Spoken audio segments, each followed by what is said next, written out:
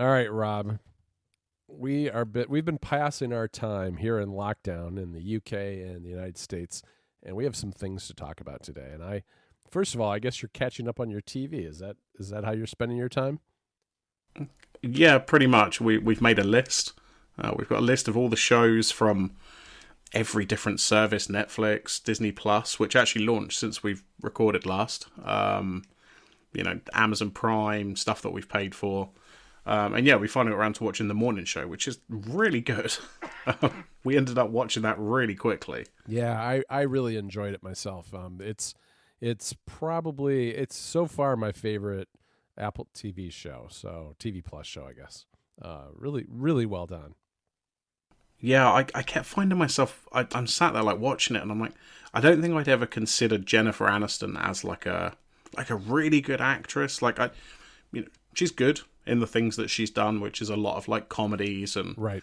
rom-coms, that kind of thing. But I've never thought of her as like an amazing actress. But in this, I mean, everybody in the show is really good. But like, it was just kind of surprising because like really the only thing I've seen her in is Friends. I guess I've probably seen a couple of her movies as well. Yeah, she's really good in it. All the characters, I think, all the actors in it are super well done. And I've actually got an app for you for tomorrow as we record this called TV Forecast that you should check out. It's a pretty cool TV tracker app that's coming out on iOS. TV Forecast was around forever ago. It was an app made by Matt Comey, who I believe is Australian, and he is back with kind of a reboot of it, and the design is just fantastic. I've really enjoyed using it. I've actually been using it since last May when he first sent out a beta, and it's really come a long way over that time, and it's become my favorite TV tracker. So look out for the review on Mac Stories tomorrow because I just finished it up right before we started recording. And does it? I have one question. Does it sync with that service that all the TV trackers use? What's it called? Tracked or Yes, something? tracked. Is that Yes, Track TV. You can do that. Yes. okay? Good, because I'm working on something for myself, and I'm going to be using those APIs. So I'll be a bit more interested in one of these apps. But yeah, I'll keep an eye out for Yeah, it. it's interesting because I've tried so many different TV trackers all the time over the years, and the majority of them use Tracked. And my sense is just from using the apps, not having really looked into it, is that there's a portion of that API that's free and a portion of it that's paid. And you can get things like trending and popular and some recommendations without actually paying for the API because I see this in a lot of apps. And then I think the syncing though must be paid or maybe some aspect of it is paid, I believe. But in any event, yeah, you see a lot of apps that use Track TV and Track TV as a result, it there's a certain sameness to a lot of these apps. I think TV Forecast does a good job of organizing things a little differently than you've probably seen before for a TV tracker. In some respects, it's a lot simpler, and as a result, it's really the first one that's stuck with me. Yeah, I think, as I say, because I've been sort of looking at some things for various different APIs, and Mm-hmm. if you look at Tract's API documentation, I can see why, as you said, like a lot of these apps end up the same because Just the way the data they is have structured, these right? right, exactly. They have these specific endpoints. You go, oh, there's trending, and here's what's popular, and here's what's coming out today or tomorrow or Right, whenever. right. And if you're coming to this and you go, right, I'm going to build this TV tracking app. Tracked is what everybody uses. I don't really think there's a lot of alternatives.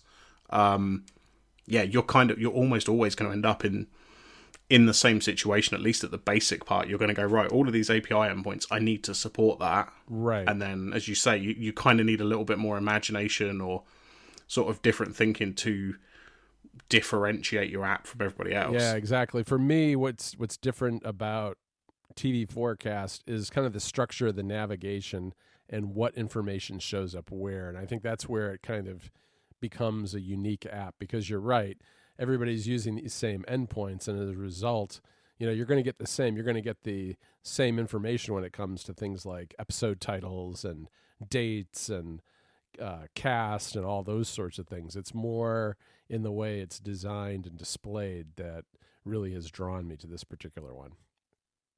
Yeah, cool. Well, yeah. So Apple dropped the mythical new SE Yeah, today, I know. which feels like it's been like every single week for like the last month or two. It's been like, oh, it's coming next week, or it's 2 weeks away, and it's actually actually out now, and you can buy it Friday or something. Yeah, tell me about it. I mean, literally, there have been moments where I'm like stuck in front of my desk thinking, "Oh, it's going to come out. I can't go do something because I don't want to get caught away from my desk when that kind of thing drops." And today Ryan was kind of on call, so he wrote about the iPhone SE. Yeah, I think it's really it's nice, but it's not really exciting. It's good, I guess, if you would rather have Touch ID and you want a smaller phone. I like that the white one has the full front is black, which Oh yeah, wasn't the case with older white phones in the past. So that's a nice change. It's got nice, internals. It's a nice modern phone in that sense. So it's a solid offering. I know I would have gotten this for Jennifer, my wife, if it were available. Like, I don't know when it was I got her a phone, maybe 6-7 months ago, but she was using a hand-me-down S6S at the time that the battery was just totally shot. So it was time. So she has an 11 now, and she's gotten used to the Face ID. She didn't like it first, I don't think. I mean, I think it's an adjustment. Definitely is an adjustment for a lot of people. But oh yeah, definitely. I think the good thing about the SE, though, I think in the same way when we spoke about the MacBook Air, and it is there's now, if somebody came up to you, you don't know this person, you know nothing about them, and you say, I want an iPhone, they could buy this one, you could tell them to buy the new SE, and they're still going to have a decent phone. yep. Which hasn't always been the case when there's sort of these 3 or 4 year old models hanging around. Yeah, it might be fine for 6 months, but then if Apple sort of drops support, or you only get updates for another year, then it's maybe not as good an investment. Whereas this is presumably going to be supported for another sort of 4, maybe 5 years, potentially longer, given that it's the internals of the 11. Right. Yeah, no, that is a very good point, and that's the reason why to get this phone as opposed to. I mean, I think, before you had as you said, the older models, which by their very nature of having the older chipsets in them means they're not going to be supported for as long. So that is definitely an advantage of this SE. Plus, it's a relatively reasonable price compared to a lot of the bigger phones, which are get very pricey very fast. Oh yeah, I mean, if it wasn't for Face ID, if I wasn't used to Face ID, this would probably be my next phone, in all honesty, Yeah. because I'm kind of at that point where I don't use the camera maybe as much as I should or I want to, but it is what it is. And I could totally see myself buying this. I'm not sure I could go back to Touch ID now, just because I'm so used to Face ID, and it's been pretty reliable for me. Yeah. But this is, I mean, even at work, like our customers will say, what phone should I buy, or what tablet and stuff like that. And depending on the price range, like an iPhone can get pretty expensive, especially compared to some of the alternatives on Android. Whereas now, we can point to this and say, right, this is £420, I think, in the UK. This is a good phone. We know it will last. It will be decent for at least 3 or 4 years. And it's kind of just nice to be able to point people that way and just go, yes, this is the correct answer. Yeah, absolutely. It's definitely a quality phone. I mean, I think the Touch ID, if you've been using Face ID, is hard to go back to. I mean, I only say that because I do have an iPad Mini which has Touch ID, and it feels old as a result. I mean, part of it is that now I'm using that iPad Mini with a trackpad some of the times, and it now it's like one of the only things I have to do to reach out to get a password enabled or something. It feels old in that sense. Plus, because it's got Touch ID, a physical button, you don't have the tap to wake, which I didn't realize how much I rely on until I started using the Mini. I mean, very often I'll have my phone just sitting on a table, and I'm curious if I have any notifications, and it may be, kind of at arm's length, and I just give it a quick tap and see if there's anything there. And you can't do that if you've got Touch ID. No, definitely not. So the keyboard though is I got that on order right away. Of course you have. Did I tell you that I got the new iPad Pro and then I returned it without opening it? No, I think you missed that. I mean, in fact, I think something we didn't talk about, which I'll just briefly do, is last week we were going to record. Yes. And you didn't put it in your calendar. I had it in my calendar, but I thought, when it was Wednesday, I thought it was Tuesday. And then the morning after, so Thursday morning, I said, I'm recording a podcast today. And then Jess said to me, but it's Thursday. And I was like, all right, okay, so we've just completely missed it. So yeah, that was kind of funny. But yeah, I did. I bought it. It came, and it was, God, it's this time thing again. I totally forget when this was. It was probably 3 weeks ago now. But it came one of the first days, and I'd already decided, because by then I knew all the details about it, that I really didn't need it, and it was expensive. So I left it in the box, took it back to a FedEx place. The FedEx guy and I clearly did not want to interact any more than we absolutely had to.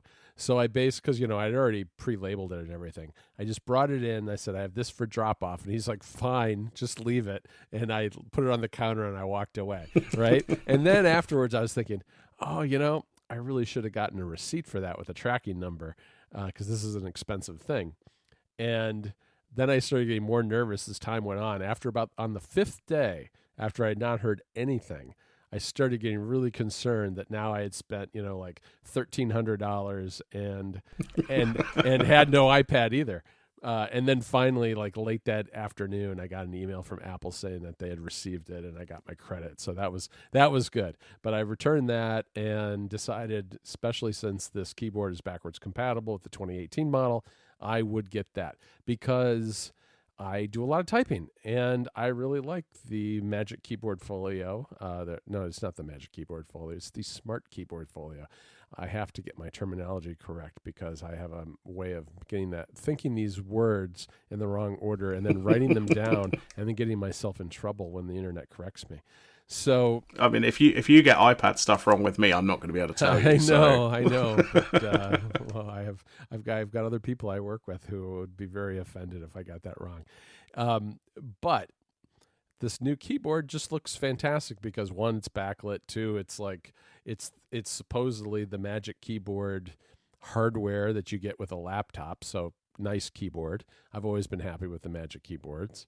It has that whole tilt mechanism. It's got power pass through, so you can charge it. You can charge it up through one port and use the other one for accessories. I mean, it looks like a nice thing, and it does look like it's going to be a little chunky, a little heavy, but for the most part, I'll still have my keyboard folio, and I can take that with me if I ever go out of the house again and type somewhere else. And I can leave this one at home because I do use my iPad today with an external keyboard an awful lot of the time because it's just more comfortable. I mean, I like the Smart Keyboard Folio, but I'm not a real crazy keyboard person, but a comfortable keyboard that's full size I do prefer. So when I can, I type on that. Yeah, that makes sense. I did find myself again. I think because it had just come out when we recorded last time, right. But I kind of found myself again looking at it and pricing the iPad up and stuff like that. But then the PS5 controller got revealed, and I was like, "Oh right, yeah, the PS5's coming, so I'm probably going to want that, and it's probably not going to be cheap." No, it's so not. I've decided, maybe I should put some money away towards that because, if they announce some game that there's a few in my head that I'm like, right, if they announce this, I'm just gonna have to buy it straight away. So yeah, I still just look at the new Magic keyboard case, whatever the hell it's called, and it just looks really cool. Like I said, I don't think anyone's really got their hands on it yet to try it or see any reviews, but I'm really interested to see like sort of what it's like for people to actually use it, sort of your situation's a good one where you use it quite a lot on a desk. And I'm sure people are going to sort of take it out and about when we're allowed out again. Right. But yeah, I'm certainly interested in it, but I'm not buying one at the moment. Yeah, it's not a cheap thing at all, not at all. But if you type as much as I do, it's nice to have a good keyboard that's comfortable to type on, and that's really all it comes down to. What do you think of that PS5 controller? I'm not a big fan of it. Yeah, it looks a bit weird. Yeah. I mean, it seems like for the most part, it's very similar to the current, like the PS4 controller in terms of size. But I can't quite work out what's going on with those buttons. They kind of look a bit flush and a bit strange, but it's kind of weird that they're like, here's the new controller. It's basically just a picture. Like, they're not really telling you anything about it. So, I don't really know. It feels like Microsoft has sort of shown all their cards and Sony are being a bit slower about it. And they're like, right, here's the controller. And then eventually, presumably, they're going to show us the console. And those things that go with it, we call it games. I assume they're going to announce some of them as well. Even Microsoft hasn't done a very good job on that front, which is kind of a bummer. But yeah, I don't like the look of it a lot myself, just the aesthetics of it, I guess. It looks to me like the two-tone is designed to make it look less chunky than it actually is. It actually reminds me a little bit of the chunkiness of the Xbox One controller, which I don't like. But when you look at the sticks and you look at the key, the buttons and everything, all that is the same as the old DualShock controller. So my guess is it'll be fine, but I wasn't really thrilled by it by any means. No, I mean, and again, it feels like one of those things where I don't care that much. Like, it's not like they've announced an N64 looking controller. Right. It's got its buttons on it. It's got the 2 analog sticks.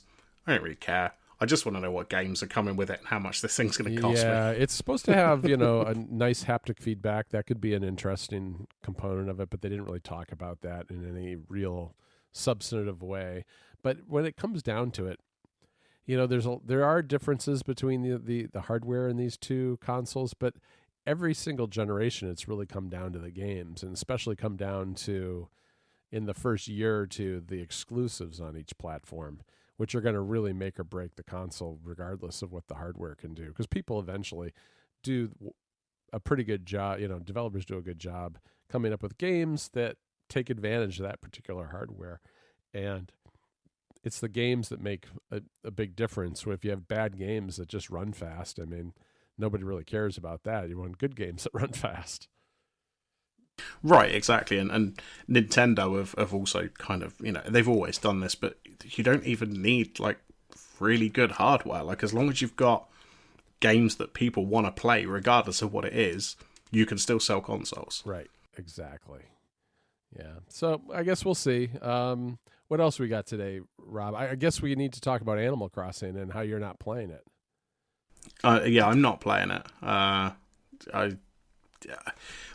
Because I know that it's sort of an endless game. Like, there's no end to it. Yes. I cannot trust myself. It's the same reason I don't own Stardew Valley. It's not because I don't know it's a good game. It's because I cannot trust myself to have a game where there's not some kind of defined finishing point. It doesn't matter how long that takes. Like, Horizon Zero Dawn, I think I played for like 100 hours. But it had an end. I was like, right, I have finished this game now. But with something like Animal Crossing, I just know I'm going to be playing it for months and months and months. And that might sound like a weird complaint, but I'm probably more likely to get bored with it before I've kind of done everything. Yeah, I definitely can see that. I've really been enjoying it. It's been a nice distraction. It's a lot of fun to do, but I really didn't like the Bunny Day thing that they just did. Explain this. I don't know what was happening. So one of the things they do periodically in Animal Crossing is they have events. And events, there's special challenges to do. So this ran from the beginning of April till Easter. and you went and you collected 6 different kinds of eggs throughout the game. And then you would use those eggs to craft different, Easter themed swag, furniture and clothes and Mm-hmm. hats and shoes and all these things. And if you crafted all of the items that that were on a list, you got something special, which was going to be a surprise on Easter. So I went about doing this, collected all those eggs, and first of all, people were upset that Nintendo went a little overboard at the front end of this event, and a lot of times, you'd be chopping wood or doing whatever you do to get various items in the game, and you'd end up with eggs. And so people were just like inundated with eggs, and it got a little tedious. So Right. then they dialed that back with an update. And then I'd been playing a lot. The game had just come out shortly before this event started, so I was still into it, and I was keeping a nice inventory of these eggs. And then towards the end, right before Easter, I think it was like Friday, I said, all right, well, today's crafting day. So I crafted everything I could to see where I stood and what eggs I still needed. And I was able to make just about everything, but I had to go out. I was a little short on sky eggs. So I went out and I got myself some sky eggs. And by Saturday night or Sunday morning, I had finished everything except for this one thing. And I was like, oh, I get it. This is going to be one of those things where I got to go. And I got to go talk to the Easter Bunny, and he's going to give me the recipe to craft this. And I was right. I went over to Zipper. His name is Zipper. The Easter Bunny is apparently named Zipper in Okay. Nintendo's universe. And he gave me this recipe. So I crafted this. Of course, it required some eggs that I didn't have. So I had to go hunt some more eggs, made the thing, went back to him to get my prize. And he said, oh, you know what, JK, actually, you need to make one more thing for me. It's going to require you to get even more things that you don't have. So that I was at that point, it was Easter, and I was getting a little angry with the Easter Bunny. And I went out, but I did it. I did the whole thing, and I don't even remember what I got. It was like nothing. It was dumb. And then of course I had all these extra eggs, and you got to realize that there's an inventory system and all this stuff. I had all the Easter swag that I cared nothing about littered on my lawn in front of my little house that I had built, because all I was trying to do was to grind my way through this event and get my special treat at the end. Then I was a little disappointed with the whole thing, and then I just haven't really played much since then. All that stuff is just still sitting on the ground. I've got to go take it to Timmy and Tommy Nook and try to sell it all now and get some bells so that I can pay off my loan on my house. So it's very involved, Rob. You get really deep into paying off your loans and building, new houses and decorating things, and you can design your clothes. It gets really crazy fast. And because this week was going to be a kind of busy week, I thought, you know what? I'm just going to step away for a couple of days before I go back and do this again, because the other thing that drives me a little crazy is it's biased against people who play at night, at least in the earliest stages, because like the store literally, it works in real time. So the store literally closes at like 10 p.m. So, you're actually looking at your watch, and you can sell things when the store is closed by putting them in a Dropbox, but you only get like 70 or 80% of the value if you do that. So there are things about playing this game at night which aren't as fun as if you play in the day, but I'm not going to start playing this game like at breakfast time, because then I'll tell you what'll happen. I'm in lockdown. I'm in my house. I'm just gonna play all day, and I'm not gonna get anything done. So I keep myself away from it until I'm done for the day. But if it's late enough, it's no fun to play after 10 o'clock. Oh, did you know what? Thank you for confirming to me what I thought. Yeah. Just is that I don't want to get caught up in this. It's really easy to get into it really deep, really fast. I had the others like collecting the fruit, and I had peaches, but Federico didn't have peaches, but he had oranges and pears. So we did it was like a drug deal on my island. He came over and gave me some oranges and pears. He got some peaches. He went away. We did a little of that earlier in the week. But it's I shouldn't sound so negative about it. I actually have enjoyed it a lot, and for the most part, it's very relaxing and fun. I'm not so sure that Nintendo did a good job with this particular event, but day to day, it's fun to play. You can kind of say, "Oh, today I'm just going to go visit some other islands and collect some things and bring them back," or "I'm going to fish for a half an hour and see what I can catch and sell it and that kind of thing." I mean, you don't have to get in super deep, but it's very easy to slip into. Well, I'm going to do just one more thing, or I'm going to do just one more that thing, and then before you know it, 2-3 hours has passed. Yeah. Okay. Well, thank you. As I say, thank you for confirming to me that I definitely shouldn't buy this game. But yeah, it sounds like. I mean, everybody seems to be having fun with it. The people that are playing it, so which is nice. I think I'm very happy if people are enjoying it. It's just I know what I'm like, and it's exactly what you're describing. I will get caught up in events and trying to get arbitrary items and that kind of thing, and I just can't trust myself. So all right, well, I just saw a Shazam tweet earlier, Rob, where there's a picture of Lady Gaga, and it looks like she has a Pokeball glued to her forehead. Okay, I thought you ought to know, and that the listeners ought to know. No, this. thank you. I have confirmed during our conversation that it is exactly what I think it might be. I don't know. I just sent it to you in messages, but we will see what that really is. Oh yeah, that has just come through, and I'm gonna. Yeah, it looks like a Pokeball. Yeah, right. I mean, thank you for keeping me informed. These are the important things I need to know about. Yeah, well, I have been locked up in my house for too long, and these are the thoughts that I have now. Yeah, I think we've all been locked up a bit too much. So, but I guess next time we record, we'll try and remember and we'll not miss it. That's a good idea. Miss a recording we'll try to do session. it 2 weeks from today. Yes, we will. Unless you're going anywhere. Any plans? No plans whatsoever. No, I think I'm going to have a quiet weekend in, I think.